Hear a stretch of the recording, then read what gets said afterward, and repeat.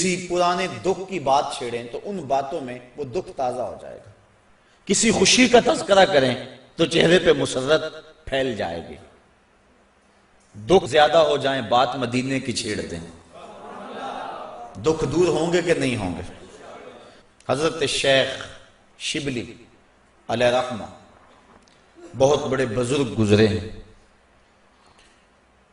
آپ معارف اس میں ذات بیان فرما رہے تھے کہ اللہ کا نام لینے سے دل میں سکون آتا ہے اور دل کی کیفیت بدلتی ہے، من میں اجالے اور روشنیاں پیدا ہوتی ہیں۔ بو علی سینا جو اس دور کا بہت بڑا فلسفی تھا وہ اس مجلس میں موجود تھا، وہ کہنے لگا یہ آپ نے عجیب بات کہہ دی، اللہ تعالیٰ کی ذات تو مؤثر ہے لیکن نام میں کیا رکھا ہے؟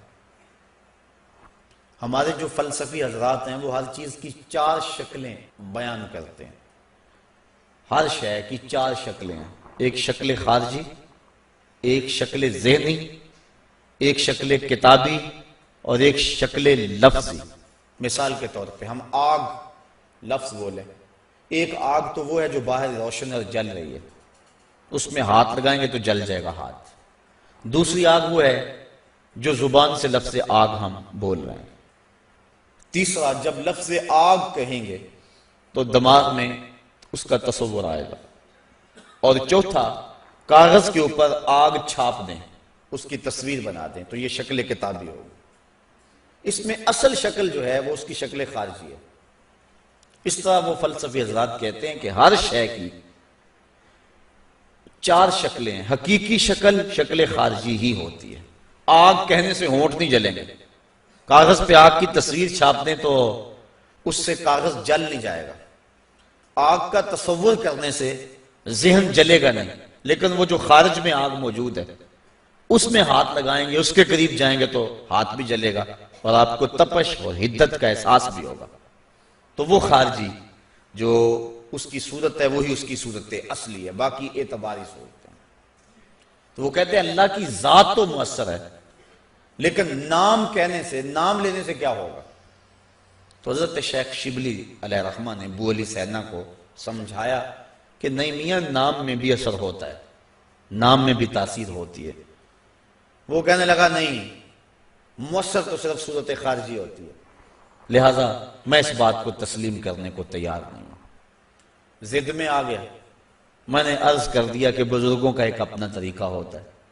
تو حضرت شیخ شبلی تھوڑا سا غصے میں آ گئے اور فرمانے لگے بو علی سینا میں تیرے سے کیا بات کروں، تو گدھا ہے۔ اس کے سرخیاں آ گئی چہرے پہ، غصے سے لال پیلا ہو گیا، مجھے گدھا کہا بڑی مجلس میں، اتنا بڑا فلسفے کا امام، زمانہ میرے نام کا معترف، اتنی کتابیں میں نے لکھی۔ تو حضرت شیخ شبلی مسکرا پڑے، فرمانے لگے دیکھا نا گدھے کے نام سے تیرے چہرے کا رنگ بدل گیا۔ تو کہا جب گدھے کے نام میں اتنا اثر ہے کہ تیرے چہرے کا رنگ بدل سکتا ہے تو کیا اللہ کا نام لینے سے دل کا رنگ نہیں بدل سکتا؟ تو اس کا نام لوگے تو دل بدلے گا اور دل قرار پائے گا، دل کو نور نصیب ہوگا، دل کو اجالا ملے گا اس کے بابرکت نام لینے سے۔ اس لیے جب زبان سے بندہ اللہ اللہ کہتا رہتا ہے تو اس کے اثرات اس کے دل پر مرتب ہوتے ہیں، اور کثرت سے ذکر کرنے والا شخص اس کا دل پر نور ہو جاتا ہے۔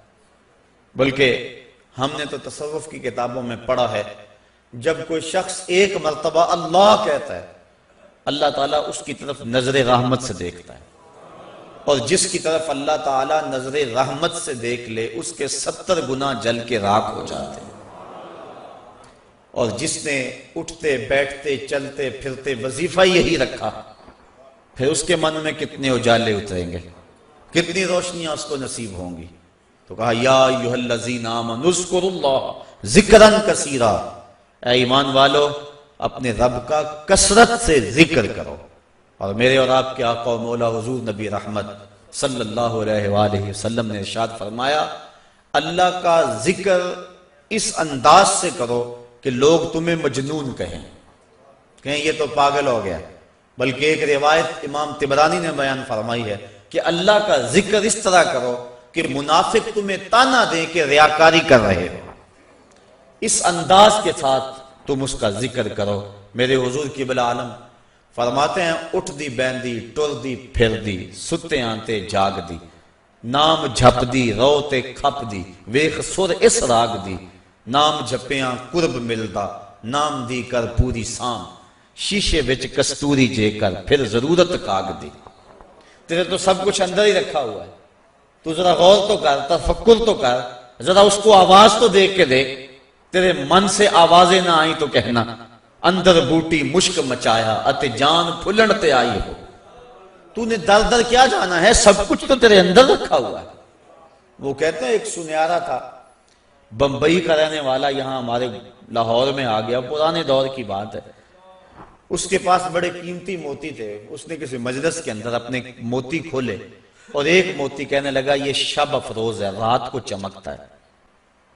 جب اس نے سامان سمیٹا اور اٹھ کے جانے لگا تو ایک چور بھی اس مجلس میں بیٹھا ہوا تھا، کہنے لگا حضرت کہاں کے ارادے ہیں؟ کہا بمبئی جا رہا ہوں۔ کہا حسن اتفاق، ارادے تو میرے بھی بمبئی کے ہیں، چلو اکٹھے چلتے ہیں۔ وہ جوہری سمجھ گیا کہ یہ اصل میرا ہم سفر نہیں ہے، اس کا دل اس موتی پہ آ گیا، لیکن وہ تھا بڑا سمجھدار۔ اس نے کہا آ جاؤ۔ سارا دن سفر میں رہے، جب رات کو سونے لگے تو اس نے اپنی قمیض یا واسکٹ وغیرہ اتار کے جو ہے وہ لٹکا دی کسی چیز کے ساتھ۔ یہ اٹھا اور اس نے نظر بچا کے وہ قیمتی موتی اس کی جیب میں رکھ دیا اور خود بے فکر ہو کے سو گیا۔ یہ چور اٹھا، اس کا سامان ٹولتا رہا، لیکن موتی نہیں ملنا تھا، نہ ملا۔ صبح یہ اٹھا اور نظر بچا کے اس کی جیب سے موتی نکال کے اپنی جیب میں رکھ لیا۔ ناشتے پہ بیٹھے کہنے لگا یار وہ تمہارے موتی کی رات کہیں چمک شمک نظر نہیں آئی؟ جیب میں ہاتھ ڈالا، کہا نہیں یار میرے پاس ہی تھا۔ بڑا حیران ہوا، میں نے تو جیب ٹٹولی ہے ساری رات۔ اگلے دن اس نے سوچا چلو آج میں مزید کوشش کروں گا۔ اس نے پھر وہی کام کیا، نظر بچا کے اسی کی جیب میں رکھ دیا۔ وہ ساری رات ڈھونڈتا رہا، موتی نہیں ملنا تھا، نہ ملا۔ صبح نظر بچا کے اس نے اپنی جیب میں رکھ لیا۔ صبح ناشتے پہ پھر بات چلی، یار وہ آپ کہتے تھے رات کو چمکتا، اس کی کچھ چمک شمک نظر نہیں آئی؟ کہا یار میری جیب میں ہی تھا۔ 2-4 دن ایسے گزرے۔ ایک دن اس نے عزم کر لیا کہ شاید وہ بغل میں رکھ لیتا ہے، منہ میں رکھ لیتا، کہاں رکھتا، آج تو اس کو میں بیدار بھی یہ ہو جائے تو میں پھر بھی یہ وہ موتی اس سے لے لینا۔ وہ اس کے پاس سے پلٹتا رہا، لیکن وہ مست ہے، اس کو پتا ہے موتی محفوظ جگہ پہ۔ اور صبح اٹھا، نظر بچا کے موتی اپنی جیب میں ڈال لیا۔ اس نے پھر بات کی، اس نے کہا کہ یار وہ میرے پاس ہی تھا۔ اس نے کہا میں آج سچی بات بتاؤں، میں تیرا ساتھی نہیں تھا، میں تو تھا چور، میں تو چور تھا، اس موتی کی غرض میں تیرے ساتھ ہو لیا تھا، لیکن آپ تو میرے بھی استاد نکلے۔ میں نے بڑی محنت کی، مجھے 3 دن ہو گئے موتی نہیں ملا، میں آپ کو استاد مانا، آپ مجھے بتائیں کہ موتی آپ رکھتے کہاں تھے؟ اس نے کہا میاں تو اوروں کی جیب میں ٹٹولتا رہا، کبھی اپنی جیب میں بھی تو ہاتھ ڈال دیا ہوتا، نہ مسجد وچ نہ مندر وچ، لب یار نو اپنے اندر وچ، سب کچھ تو تیرے اندر ہے، تو اوروں کی جیب میں ٹٹولتا رہا۔ سلطان وہ فرماتے ہیں نہ کر منت تو خواج خضر دی، تیرے اندر آب حیاتی ہو۔ اور کبھی فرماتے ہیں وچے ہی بیڑے وچے ہی چیڑے وچے ہی ونج مہانے ہو، 14 طبق دلے دے اندر تمبو وانگو تانے ہو۔ سب کچھ تو تیرے اندر ہے۔ اور اقبال کہتا ہے خود ہی کا نشیمن تیرے دل میں ہے، فلک جس طرح آنکھ کے تل میں ہے۔ یہ سب کچھ تو انسان کے اندر رکھا ہوا ہے، بس تھوڑی سی توجہ کرنے کی دیر ہے۔ دل کی تختی پہ اس کا نام لکھا ہوا ہے۔ میں نے اس نے عرض کیا تھا کہ اقبال نے کہا تھا حکیم نیٹشے کے بارے میں، قلب او مومن دماغش کافر است، اس کا دل مومن تھا، دماغ کافر، لیکن ہر شخص کا دل مومن ہوتا ہے۔ تو اس دل کی ایک ایک پرت پہ رب کا نام لکھا ہوا ہے۔ اور کافر کو کافر اس لیے کہتے ہیں کہ وہ اس حقیقت کو چھپا دیتا ہے۔ یہ جو کاشتکار زمین کو کھود کر اس کے اندر بیج رکھتا ہے نا، اس کو بھی عربی میں کافر کہتے ہیں، کاشتکار کو، بیج کو چھپانے والا۔ تو کافر کو کافر اس لیے کہتے ہیں کہ وہ حق کو چھپاتا ہے۔ تو ہمارے سینے کے اندر ہمارے رب کا نام موجود ہے، اور دل تو ٹھکانہ ہی اس کا ہے، دل تو بنایا ہی اس لیے ہے کہ یہ اللہ کا عرش بنے۔ اور وہ فرماتا ہے کہ میں زمین و آسمان میں کہیں نہیں سماتا، مجھے ڈھونڈنا ہو تو مومن کے دل میں تلاش کرو۔